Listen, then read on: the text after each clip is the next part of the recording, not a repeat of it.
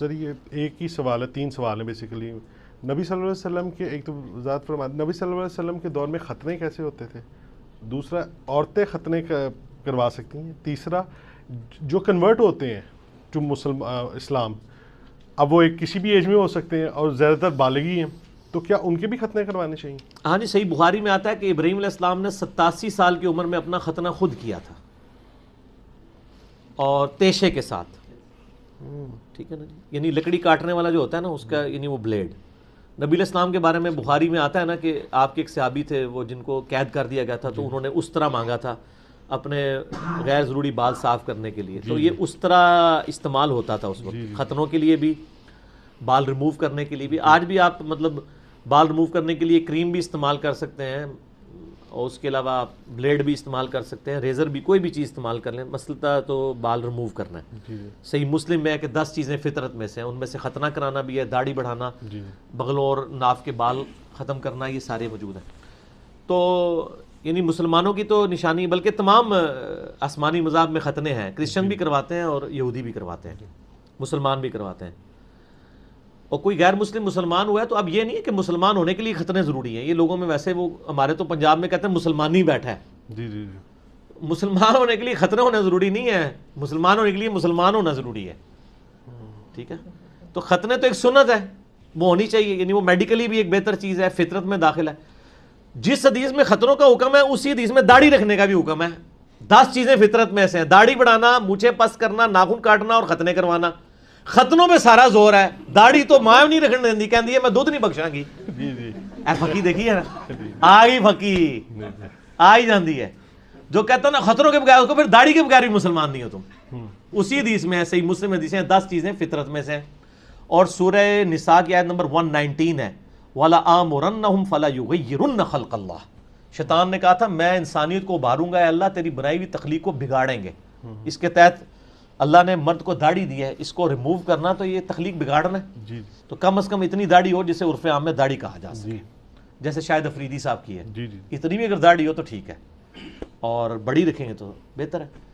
تو ختنے یعنی سنت ہیں. کوئی یعنی جوانی میں بڑا ہوا ہے تو ختنے کروا لے، اگر نہیں بھی کرواتا تو مسلمان ہی رہے گا، لیکن میڈیکلی اس کو کروا لینے چاہیے. وہ کر دیتے ہیں. اور یار بواسیر کے بھی تو لوگوں کے آپریشن ہوتے ہیں نا، نہیں ہوتے؟ ہوتے. تو ختنہ بھی کروا لے، بڑی عمر کے بندے ہی کروا رہے ہوتے ہیں نا، اس میں کوئی والا مسئلہ تو نہیں. وہ ڈاکٹر کے سامنے تو وہ ساری چیزیں ایکسپوز ہو جاتی ہیں، کوئی اتنا ایشو نہیں ہے. باقی عورتوں کے ختنے کے حوالے سے جو اہل حدیث میں سے بعض لوگوں نے یہ ایک مسئلہ کھڑا ہوا ہے، خصوصاً انڈیا میں ایک مولانا جو ہیں وہ عموماً اس قسم کے سیکس سے ریلیٹڈ کافی سارے کلپ چڑھاتے ہیں. انہوں نے عورتوں کے ختنے کے اوپر بھی ایک کلپ چڑھایا ہوا ہے، تو وہ روایت ہی جعلی ہے جی. ابو داؤد کی وہ روایت بہت کمزور ہے عورتوں کے ختنوں والی. تو عورتوں کے ختنے اسلام میں کوئی نہیں ہے جی، وہ روایت ہی جب کمزور ہے. امام ابو داؤد نے بھی اس پہ کمنٹس کیے ہیں. تو عورتوں کے ختنے کروائیں گے تو پھر بہت سارے اور مسائل بھی کھڑے ہو جائیں گے. یعنی عورت جو ہے وہ کنواری ہے یا شادی شدہ ہے، اس کے فرق کے پوائنٹ آف ویو سے بھی بڑے ایشوز کھڑے ہو جائیں گے. اس لیے عورتوں کے ختنے نہیں کروانے چاہیے. عرب میں اگرچہ کرواتے ہیں لوگ، یعنی ایک ٹریڈیشنل ہے، تو وہ ایک ٹریڈیشن کے طور پہ وہ ان کا چل رہا ہے، باقی اس کا کوئی دین کے ساتھ کوئی تعلق نہیں. وہ جو ابو داؤد سے حدیث پیش کرتے ہیں وہ کمزور ہے، اس لیے مسلمانوں میں عموماً یہ کنسیپٹ کوئی نہیں ہے. عرب میں چند ایک اپنا ان کا ایک ذاتی شغف ہے تو وہ چل رہا ہے. ایون امریکہ کے اندر، یورپ میں جب بچے پیدا ہوتے ہیں وہ پیدا ہوتے ہی ختنے کر دیتے ہیں. اور آپ کو پتہ ہے زخم کے لیے، یعنی یہ یوریا جو ہے نا، یہ بڑی افیکٹو چیز ہے زخم کو خراب ہونے سے بچانے کے لیے. اس لیے بچے جب وہ پیشاب کرتے ہیں نا تو وہ پیشاب کی وجہ سے زخم جلدی ٹھیک ہو جاتا ہے. لوگ تو سمجھتے ہیں پیشاب لگنے سے خراب ہوگا زخم، وہ جلدی ٹھیک ہوتا ہے. اللہ نے نیچرل ایک پروسیس رکھ دیا ہوا ہے.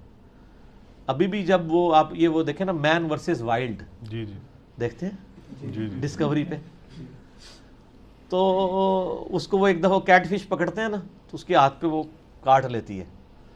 اب جنگلوں میں دوائی بھی نہیں ہے، تو وہ پھر اپنے پیشاب اس کے اوپر لگاتا ہے کہ یہ اینٹی یعنی بیکٹیریل ہے یہ چیز، اور اس کو اینٹی سیپٹک ہے، خراب کرنے کے سے بچاتی ہے، جیسے کہ سرسوں کا تیل ہے. اور تو یہ پرانے لوگوں کو یہ باتیں پتہ ہیں.